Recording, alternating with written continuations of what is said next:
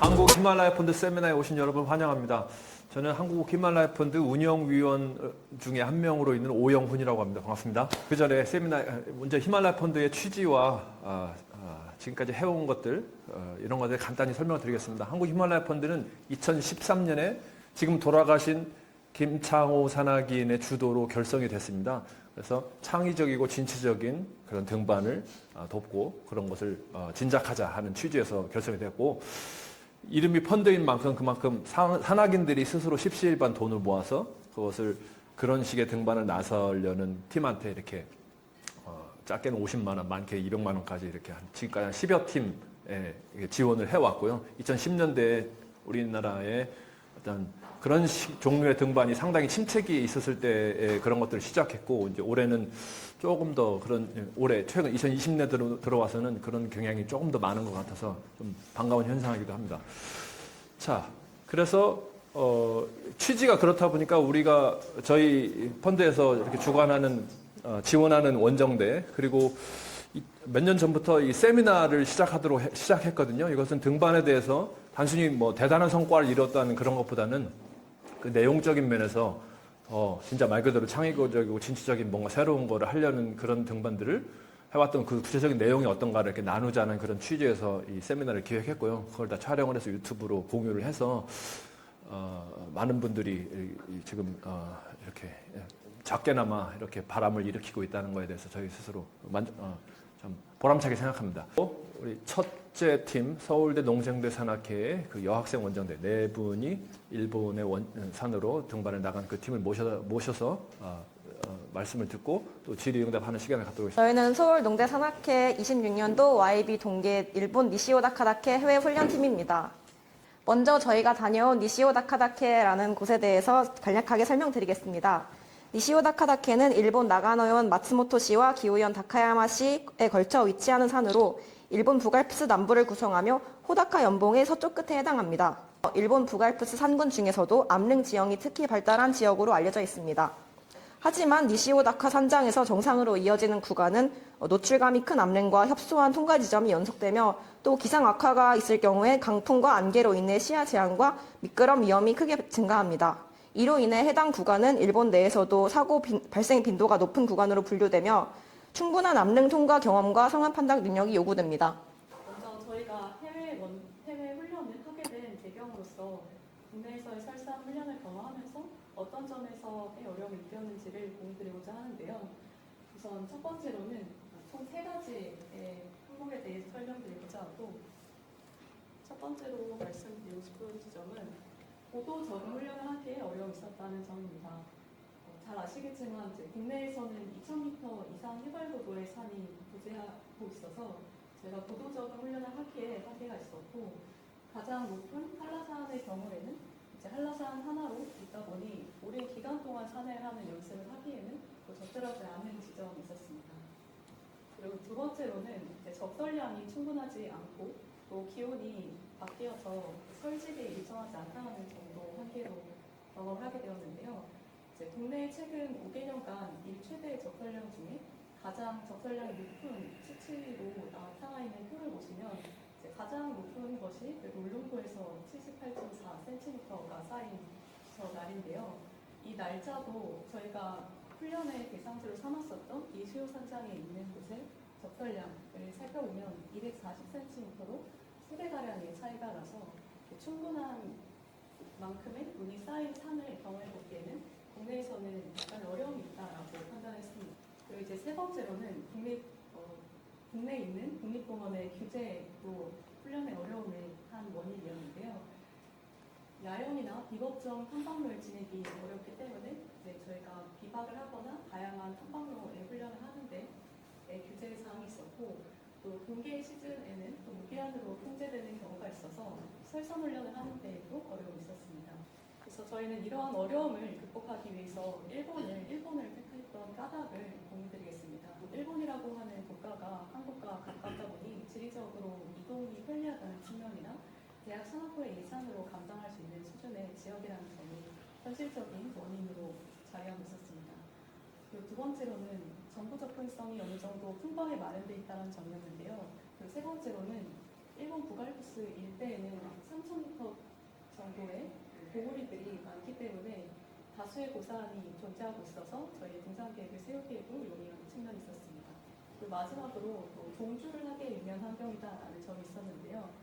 북알프스는 해발 2,500m에서 3,000m급의 고도가 150km 이상 이어지는 산악지대라는 특성을 지니기 때문에 저희가 고산 설산뿐만 아니라 그것을 동조하는 경험을 쌓기에도 좋았습니다.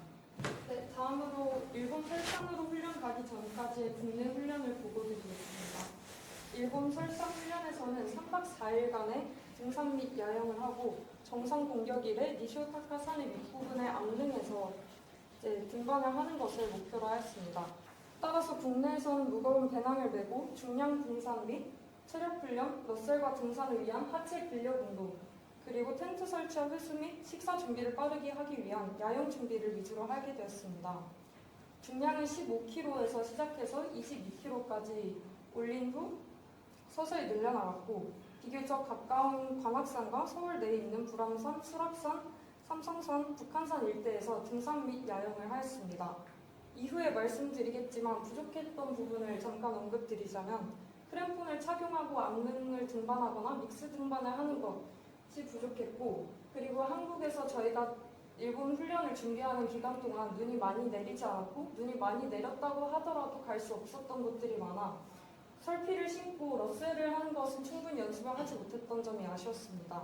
이 사진은 한국에 있을 때 관악산에 눈이 조금 쌓였을 때 등반을 했던 모습인데요. 이때도 관악산에 눈이 한 5에서 10cm 정도 쌓여 있었고, 크램폰을 착용하고 등반을 했으며 배낭은 조금 가볍게 가져갔습니다. 이때는 암릉 등반과 크램폰 착용을 연습을 하기 위해서, 그리고 안젤렌을 연습하기 위해서 배낭을 좀 가볍게 들고 갔었고, 이때 PK를 사용하는 것도 조금 연습을 했으나 PK를 사용하는 것과 크램폰 등반 모두 이 산행 외에는 거의 하지 못했기 때문에 조금 부족했던 면이 있었습니다.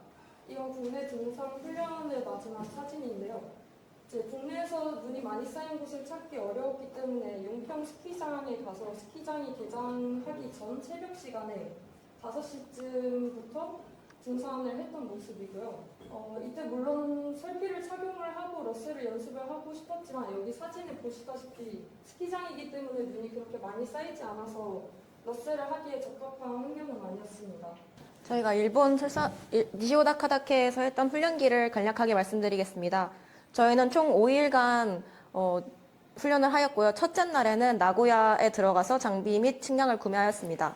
그래서 5일차에는 마지막으로, 원래는 저희가 정상에 가는 것이 목표였는데 이제 대원의 컨디션 악화와 저희가 그때 당일에 하필이면 그 순간 풍속이 25m/s 정도 되는, 거의 인간이 조금 날아갈 수 있을 정도의 풍속이었기 때문에 저희가 원래는 정상까지 가려고 하였으나 이제 마루야마를 거쳐서 도쿄까지만 다녀왔습니다. 그리고 도쿄까지도 컨디션 악화와 그리고 크램폰에 대한 그 부적응 상태인 대원들이 있었기 때문에 이제 그 암랭 구간에서 등반을 좀 못하여서 도쿄에는 결국에는 저 혼자 다녀왔습니다.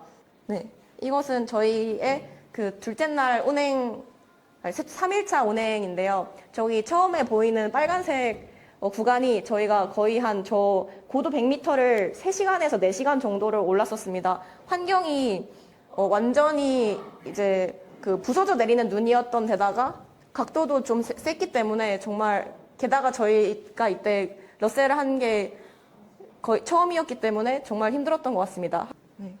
저희 운행 사진입니다. 이렇게 눈이 정말 많이 있었습니다.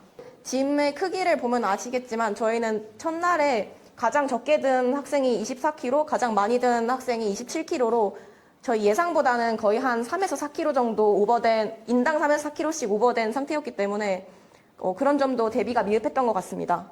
그리고 설피도 일본에서 이번에 3개의 설피를 사서 운행하였는데 한국에 있는 설피보다 좋았던 것 같습니다. 3일차 저녁에 설동을 팠던 모습인데요. 보통은 설동을 입구는 좁게 파고 안쪽에서 넓게 들어가는 형식으로 하였는데 저희는 이때 시간이 좀 부족해서 그냥 입구도 넓게 파고 마침 있는 타프를 입구에다가 덮어서 문처럼 활용하자 하여서, 그리고 특이한 점이 있었다면 니시오다카다케에 가는 그 등산로에는 저렇게 핑크색 리본이 묶여있는 깃발이 거의 한 3에서 5m마다 하나씩 꽂혀 있었습니다. 그래서 동계에 저희도 그 바람이 많이 불어서 화이트아웃을 경험하였는데요. 이렇게 가다 보면은 그 앞에 길이 좀 무너져 있어도 저 깃발을 통해서 저기가 길이구나 하고 바로 알 수 있었던 점이 편했던 것 같습니다. 여기는 도쿄에 가까운 모습으로 대부분 암릉 구간이고, 제가 카자흐스탄에서 배웠던 그 난이도 체계에 따르면 제가 경험해 본 바로는 한 1B 정도 되는 것 같습니다. 하지만 그 암릉을 처음 크램폰을 신고 자일 없이 등반하는 사람에게는 무리인 곳 같았습니다. 바위마다 중간중간에 얼음이 껴있어서 특히 완전히 초급자가 하기에는 어려웠던 것 같습니다. 암릉에서 보면 알겠지만 눈이 정말 거의 안 쌓였는데요. 여기서 이제 왼쪽에서 오른쪽으로 바람이 계속해서 불기 때문에 위에 있는 눈이 다 날아갔던 것 같습니다. 일본 설산 훈련의 의의를 알려드리겠습니다. 저희가 경험 바에 따르면 더 높은 산에서 더 오랫동안 등반하는 경험을 해볼 수 있었다는 것과 한국과는 정말 비교되는 풍부한 적설량, 그리고 좀 위험했지만 강한 풍속, 화이트아웃 등 국내에서 경험하기 힘든 다양한 설산 환경에 대한 적응력을 함양할 수 있었기 때문에 이런 점에 의의가 있었던 것 같습니다. 이어서 조금 더 구체적으로 말씀드린 다음에 아쉬웠던 점을 말씀을 드리고 앞으로의 국내 훈련 계획에 대해서 말씀드리겠습니다. 일본 설산 훈련을 통해서 저희가 아예 이제 신입생이었던 2명의 대원도 포함이 되어 있었기 때문에 공개 등반 기술을 습득할 수 있었다는 점이 모두가 컸는데요. 다양한 설질에서의 러셀과 같은 등반 기술을 실질적으로 습득할 수 있는 기회가 되었습니다. 그리고 또 앞서서 그 운행 과정에 대해서 설명을 드렸을 때 텐트에서 야영을 했던 적도 있고 설동을 직접 한 적도 있다고 말씀드렸듯이 다양한 지리 환경에서 어떤 방식의 야영이 적합할지를 판단하고 그것을 실행에 옮겨보는 시간이 되었습니다. 그리고 등산로가 있는 구간 같은 경우는 분홍색 리본으로 표시가 되어 있긴 하였지만 그 이전의 길 같은 경우는 등산로가 불분명했고 눈이 많이 쌓여 있어서 방향을 찾는 것 역시 저희가 수행해야 되는 역할 중에 하나였는데요. 그런 루트 파인딩 역량을 강화할 수 있었던 점도 의미가 컸습니다. 그리고 장거리 고산 전투를 통해서 체력과 또 나의 정신력을 시험해볼 수 있었던 점도 의미가 컸습니다. 그리고 최저 영하 20도, 순간풍속 최대 25m/s 정도의 북한의 환경을 직접 경험해봤다는 점도 의미가 컸다고 생각합니다.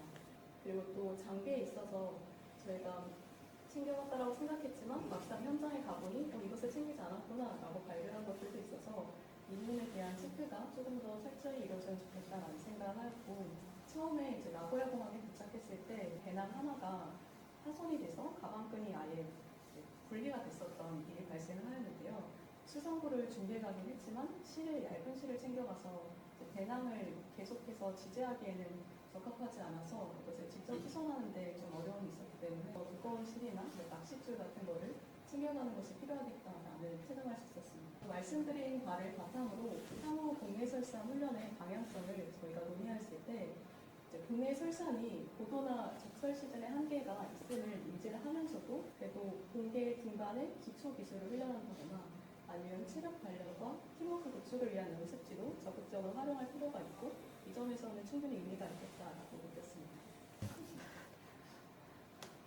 그리고 해당 영상은 저희가 운행을 할 때 다들 힘들어하지만 열심히 올라가고 있는 모습이고요. 제가 남학생 보험은 없나요? 그 차트 보니까 여학생이라는 단어가 들어갔던데 일부러 그렇게 여학생 보험만 이렇게 구성을 해서 간 그 기획 의도가 있는지. 제가 이 팀을 처음에 꾸리기 시작하였는데요. 이제 여학생 부원들을 모집했던 건 아닙니다. 근데 처음에 이제 여학생 한 명이 저와 함께 가겠다고 했는데 이거를 듣고 나니까 왠지 여자들끼리만 가면은 훨씬 재밌고 행복하고 편할 것 같다. 기왕이면 여자들끼리만 가볼까 하는 생각을 하였습니다. 그리고 저희 신입생 2명을 함께 데려갔었는데 제가 신입생이었을 때 여자 선배 한 명이 저를 계속 챙겨줬던 게 너무 고마웠는데 그래서 이 여자 신입생 2명이 저와 함께 설산에 가면은 제가 스스로가 행복하겠다라는 생각을 하였기 때문에 꼭 데려가고 싶었습니다. 저희가 이전에 일본 부갈피스 원정을 다녀왔던 대원 선배가 한 분 계셨는데 그분께 이제 몸 컨디션을 관리하는 방법에 관해서 좀 조언을 드릴 수 있어서 앞으로 계속해서 산에 다닐 때 또 필요한 정보들이 있겠구나라는 생각이 들어서 여성으로서 훈련을 해가는 것에 데이터를 또 쌓을 수 있는 기회도 되었다고 생각을 합니다. 이류 관련해서 혹시 뭐 비념이나 이런 게 좀 아셨다? 고소 네이와 이제 하의는 등산 바지. 저는 통기성이 좋고 빠르게 마르는 폴라텍 바지를 챙겨갔었는데 이제 폴라텍 바지를 챙겨가지 않은 나머지 세 대원들은 바지가 땀 때문에 젖었는데 빠르게 마르지 않아서 설동에서 잔날 많이 추워했었고요. 그리고 오버트라우저를 챙겨서 바지 위에 오버트라우저를 항상 입고 운행을 했습니다. 이제 대장의 경우에는 방수가 되는 등반 바지를 입고 갔는데 이제 오랫동안 그 등반 바지를 카자흐스탄에 갔다 오자마자 빨고서 발수 처리를 하지 않은 상태로 한 나흘 뒤부터 다시 썼더니 그 엉덩이에 눈이 닿을 때마다 엉덩이가 젖었는데 그래서 하루 종일 젖은 상태로 있어서 그 날쌘 뜨거운 물을 항상 엉덩이에다 대고 자느라고 이제 되게 허리가 너무 아팠습니다. 그래서 폴라텍 바지를 꼭 사야겠다라는 생각을 했고 또 발수 처리도 상체 말고 하체도 중심적으로 해야겠다라는 반성을 하였습니다. 또 운행할 때는 또 땀이 많이 나기 때문에 그 겨드랑이가 열리는 바람막이를 이용을 해서 이제 조금 편하게 다녔던 것 같습니다. 그리고 고글을 가져간 것이 정말 좋은 선택이었습니다. 저희가 처음에 갈 때 고글을 끼면 김이 서리고 무겁고 시야 확보가 충분히 되지 않는 것이 불편하다라는 이야기도 들었는데 막상 영하 15도, 20도 되고 바람이 세게 부는 환경에서 눈발이 날리고 그 상황에서 고글이 없었다면 앞을 보는 것과 그리고 얼굴 피부를 보호하는 것 면에서 안 좋았을 것 같습니다. 식량은 어떻게? 이제 식사는 이전에 부갈피스를 다녀오신 분들 인터뷰해봤을 때 따뜻한 국물이 있는 음식을 먹는 것이 체력 증진이나 수분 섭취에 좀 용이하다라는 이야기를 들어서 아침 식사와 이제 저녁 식사에 최대한 국물이 있는 음식을 넣고자 하였고요. 그 점심 식사 같은 경우에는 운행 중에 먹다 보니까 조리를 최소화하기 위해서 아침에 물을 끓여놓은 걸 보온병에 담고 알파미 물을 부어서 먹는 방식으로 최대한 간단하게 준비를 했습니다. 근데 알파미만으로 조금 영양이 부족할 수도 있을 것 같아서 사전에 패킹을 할 때 버터와 탄수화물 함량이 높은 잡곡 요리를 더 넣고 좀 맛도 증진하기 위해서 노력을 하였고요. 그 저녁 같은 경우는 라면이나 홍태채가 단백질이 많아서 주로 활용을 하였고 예산 부분이요. 대원 분담금과 또 외부 지원금, 또 실제 사용하게 된 전체 예산이 어느 정도 되는지, 그리고 전반적으로 봤을 때 학생들 수준에서 감당할 정도 예산인지까지 좀 궁금합니다. 일정까지 다 했을 때 인당 한 170만 원 정도 항공권 포함해서 나왔었고요. 그리고 지원금 받은 게 개인 후원금으로 한 30만 원 정도 받았고 동아리비로 또 용생대 산악회에서 100만 원 지원을 받아서 전체 나누고 나면 인당 한 120만 원 정도 나왔던 것 같습니다. 여행도 포함되어 있고 저희가 그 한 20만 원 상당의 설피를 3개를 저희 동방 비용으로 샀기 때문에 그런 점까지 감안해 주시면은 80만 원 정도 쓴 것 같습니다.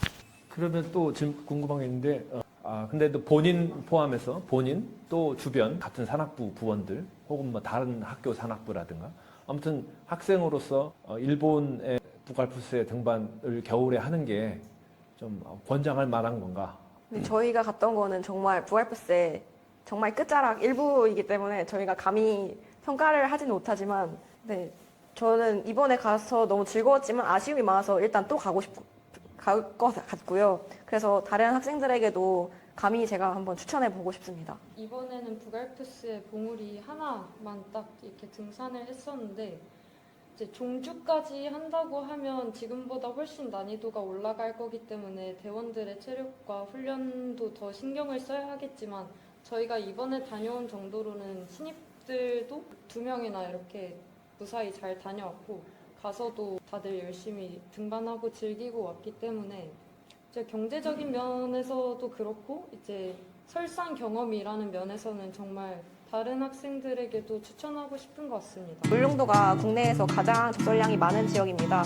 그런 곳에 갔을 때 저는 정말 놀랐어요. 제가 인생에서 본 것 중에서 눈이 제일 많다 생각했는데 이번에 일본에 가니까 아 거긴 진짜 아무것도 아니구나 이런 생각이 들 정도로 정말 거기서 했던 러셀이랑 여기서 하는 러셀은 완전히 일단 설지부터 다르지만 높이 때문에도 다르고 근데 완전히 다르다 이런 생각이 들어서 꼭 그 대학 산학부 분들이 경험을 해봤으면 좋겠다는 생각을 하였습니다.